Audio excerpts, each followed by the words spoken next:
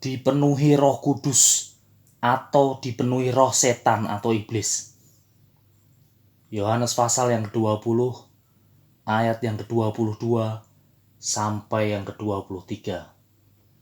Dan sesudah berkata demikian, Tuhan Yesus mengembusi mereka dan berkata, "Terimalah Roh Kudus.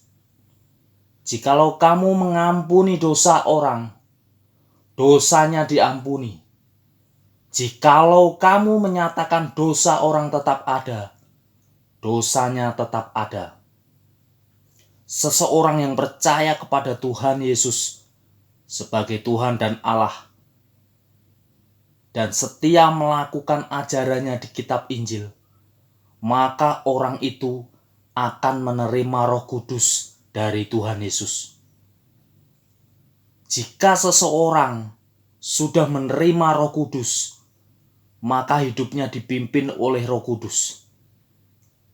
Jika orang yang hidupnya dipimpin oleh Roh Kudus mengampuni dosa orang yang bertobat, dosanya diampuni. Tetapi jika orang yang dipimpin Roh Kudus menyatakan dosa orang tetap ada karena tidak bertobat, dosanya tetap ada. Karena orang yang tidak mau ditegur karena melakukan penghujatan terhadap Tuhan Yesus, maka orang yang dipimpin Roh Kudus, jika Roh Kudus menyatakan dosa orang yang ditegur itu tetap ada, maka dosanya tetap ada. Jika orang yang menghujat dan mencemooh Tuhan Yesus ditegur dan tidak mau bertobat, maka hidupnya dipenuhi dengan roh setan atau iblis. Jika Anda sampai saat ini yang masih menghujat dan mencemooh kekristenan dan mencemooh menghujat Tuhan Yesus Kristus, berhati-hatilah. Sebab kehidupan Anda sudah dipenuhi dan dipimpin oleh setan atau iblis yang sedang membunuh tubuh, jiwa, dan roh Anda tanpa Anda sadari. Sadar dan bertobatlah sekarang juga, selagi Anda masih bernafas dan bernyawa, sebelum kematian datang dalam hidupmu dengan tiba-tiba dan menghancurkan kehidupanmu di dunia ini. Tuhan Yesuslah yang memberikan Roh Kudus, yang adalah roh kebenaran, yang memimpin seseorang ke dalam seluruh kebenaran. Jika seseorang tidak percaya kepada Tuhan Yesus, yang adalah Tuhan dan Allah, maka orang itu pasti hidupnya dipimpin oleh iblis. Dan hidup orang yang dipimpin iblis pasti tidak benar, karena menghujat Sang Penciptanya sendiri, yaitu Tuhan Yesus Kristus.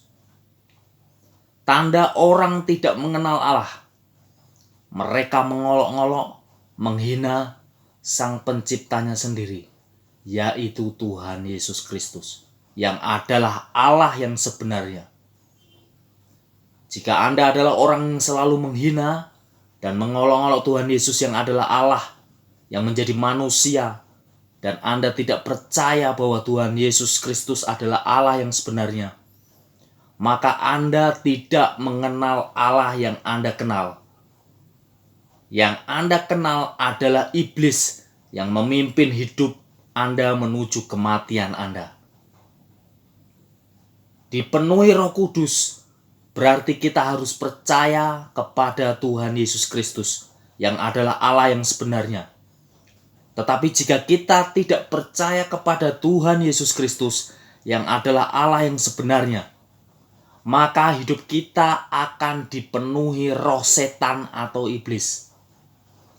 Hidup kita hanya punya dua pilihan: percaya Tuhan Yesus Kristus yang adalah Allah yang sebenarnya, atau percaya kepada iblis karena tidak percaya Tuhan Yesus Kristus adalah Allah yang sebenarnya. Tuhan Yesus memberkati kita semua.